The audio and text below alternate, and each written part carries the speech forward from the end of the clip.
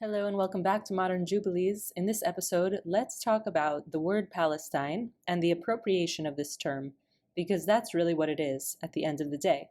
On the internet, you see all sorts of things like Free Palestine from the river to the sea and things like that. And the more I see it, the more I realize they're talking about Israel, meaning this idea of Palestinianism and the Palestinian flag we're familiar with is very, very recent. It's from around the 1960s. It's not an old flag, and it's not an old name for a potential country. There never was a country called Palestine, but there was the British Mandate Palestine, and before that there was the Ottoman Empire. The land of Palestine was part of that. But whenever you see old maps, wherever it says Palestine, in parentheses it'll say Eretz Yisrael, meaning the Holy Land, the land of Israel, the promised land of the Bible.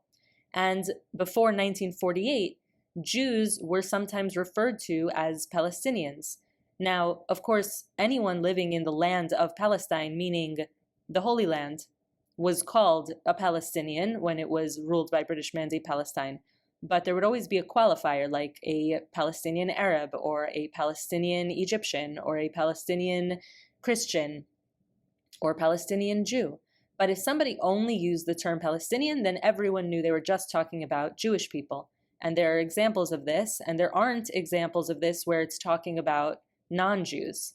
So there has to be some sort of context in order for this conversation to continue. And the reality is that Palestine is Israel.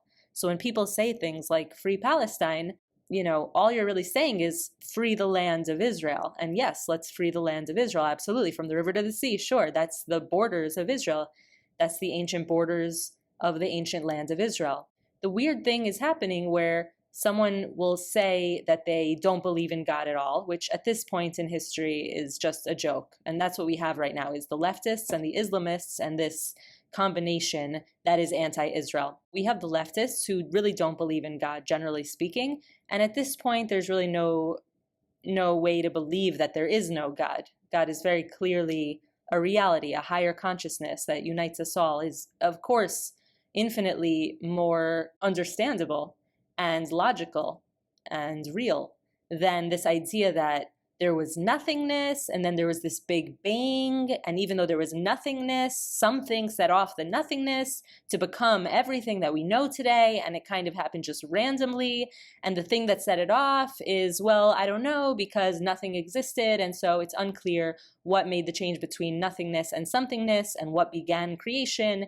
And so basically ever since the 20th century, when the radiation from the Big Bang was discovered, science discovered God. Science discovered the biblical God. And so there's that idea of like, oh, there's no God, and therefore the Bible is a joke, and it's just this, comic book or whatever. And then you have the Islamists or Muslims, and they do believe in the Bible. So if you do believe in the Bible, then it really is an enormous stretch to say, well, let's say they don't believe in Bible. So there are people who don't believe in the Bible, who believe in God, like the Muslims, but they really don't believe in the Bible because they think like it was changed, even though it really wasn't, or they think that it doesn't apply anymore, even though that's not true either. Christians might believe that. None of that's true. It's an eternal text. It says throughout the text, this is eternal. These are eternal covenants. This is forever. And so the text is very much eternal.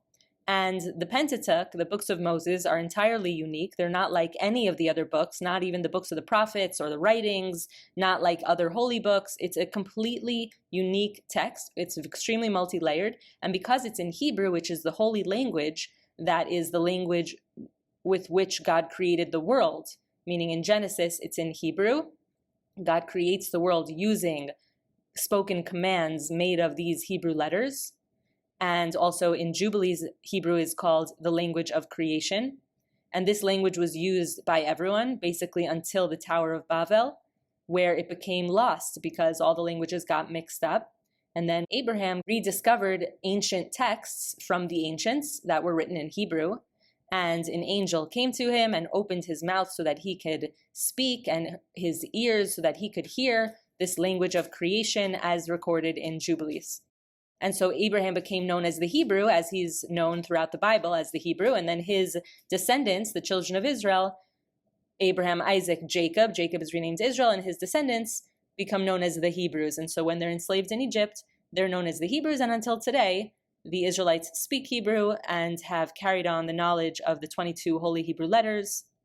Anyhow, so the Bible is very, very clear, and the Bible is clear on these borders of the Holy Land and the nation of Israel, how they're defined, what their purpose is. And so this idea that you can be a religious person who believes in God, but not the God of the Bible, or not the God of the Israelites, or not the God of the Jews, or not the God that gave the land of Israel to the Jews, even though that's an inherent part of the narrative of the Bible and Jubilees, it's rubbish. At a certain point, it makes no sense. And so at a certain point, because Palestine, the name Palestine came from the Roman occupation of Jerusalem. In the year 70 CE, the Romans conquered Jerusalem. Over 1 million people were killed in this war, Jewish people, Judeans, and 100,000 were taken captive to mostly Babylon, but also other places. And so the Romans wanted to distance the very strong connection. They killed 1 million and then 500,000 during another war in a few years difference. So nearly 1.5 million people were killed. In order for the Romans to conquer Jerusalem, they completely decimated the Judeans. And before that, the Assyrians had come through northern Israel and decimated the 10 tribes of northern Israel. And so Israel went from 1,000 years of having a temple in Jerusalem, the first temple period and the second temple period together. So that's around, let's say, 1000 BCE to 0, but really to 70. So there was this 1,000 years of rule where the Israelites ruled over the Holy Land. And so when the Romans conquered it, they wanted to rename the land so that it doesn't have anything to do with them anymore, because they wanted to just be part of their empire. They want just one big Roman Empire, and they want to conquer this land. And so they call it Syria-Palestina. And they're naming it after the Philistines who had lived along the coast in the Gaza area.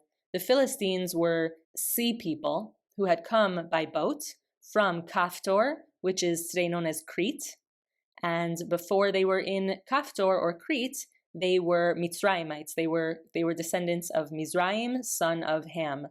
And so they were meant to be in northeast Africa, in around the area of Egypt, but they instead went and conquered other lands such as Kaftor, and then they went to the land of the coastal area of Israel. And both of these belonged to Shem and not to Ham, and so they weren't supposed to be there in the first place. But anyway, they had been basically conquered and then relocated by, again, the Assyrians and Babylonians. The Babylonians had destroyed the first temple. So the Assyrians and the Babylonians had taken the 10 tribes from northern Israel, as well as the Philistines. They wanted to clear out that land. Gaza, the Gazan port, was a very significant piece of land, that port. And so Jews, but they conquered also for good the Philistines. But anyway, this name that the Romans are giving to the entire land of Israel, not just to the area of Gaza, was Palestine, just because they wanted to create a new name and distance it from the Judeans and the Jews, who had ruled there for 1,000 years and who had been given the land by God through the Bible. Not long after this, the entire Roman Empire accepts Christianity and accepts the Bible and accepts the biblical God and the one true God. And so it becomes a bit ironic, the whole thing.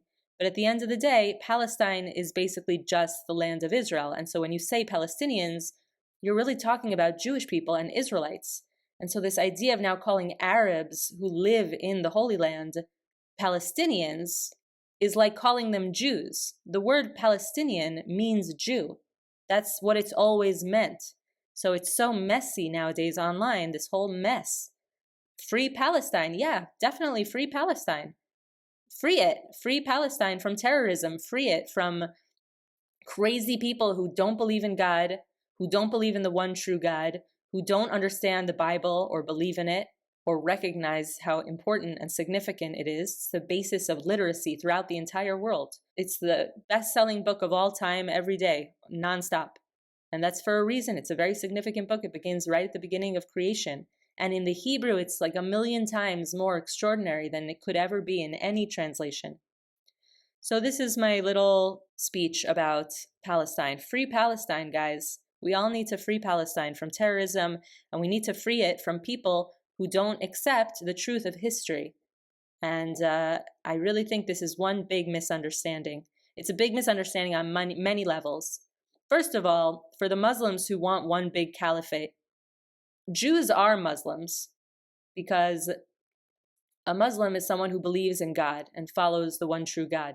If you want to call Adam a Muslim, the first Adam, and Abraham and Moses and David, these were Jews. These were Israelites. This was Abraham and Adam. This is millennia, or at least many centuries before. No, those were all millennia. Way before Islam was even conceived as an idea. Way before Muhammad was born. Way before. So if you're going to call them Muslims, then all the Jews are Muslims. End of story. So now it's a Muslim land. You happy? So it's a Muslim land because we believe in God. And obviously, Arabs who live in the Holy Land were always, from the very beginning founding documents of Israel, welcome to stay if they're peaceful. But those who want to, Itbach al Yehud, kill all the Jews, they got to go. They're obviously going to be fought against. But if you know anything about the Bible and about history and about God and about Jubilees, you know that the Israelites are God's beloved people. There's so much hate towards Jews online. It's really crazy to see. But that's all, guys. So free Palestine from the river to the sea. That's what I got to say. Obviously, the Palestinians are the Jews, and our Arab cousins who are peaceful. It's 21% of Israel is Arab, but 0% of the Palestinian territories, they're Judenrein. No Jews are allowed. It's like the Nazi regime where they don't want any Jews. If a Jew gets there, then they're slaughtered. That's what happened in Ramallah. There was someone who accidentally ended up in Ramallah, in Israeli, and they were slaughtered, and their liver was eaten, and the red blood hands were put up to this person went to a police station in order to try to find safety, and instead he was completely slaughtered, and his inner parts were eaten. That's cannibalism, and that's eating ever mina chai, from a living flesh, which even for an animal is not allowed. So the whole thing is wild. The whole thing is wild, and when you look into what happened on October 7th, the whole thing is wild. These are godless people screaming Allahu Akbar. They don't know what they're talking about. These are godless people. They have no laws. They're following crazy people who are convincing them crazy things from a very, very young age. It's a real problem and it needs to be solved. And the way it's being solved is through collaboration of people who see the light and understand the situation, which includes many Muslims and Arabs, together with Jews and Christians and Druze and all sorts of people who see what's going on. There are crazy people who are godless, who are leading people astray. All right. So have a great day, everyone. Free Palestine from the river to the sea. And look forward to hearing what you have to say. Definitely want to avoid hatred. This place is not a place for hatred. This is a place for education and conversation. And this is a historical discussion and reality. This is Modern Jubilees, and we will see you next time.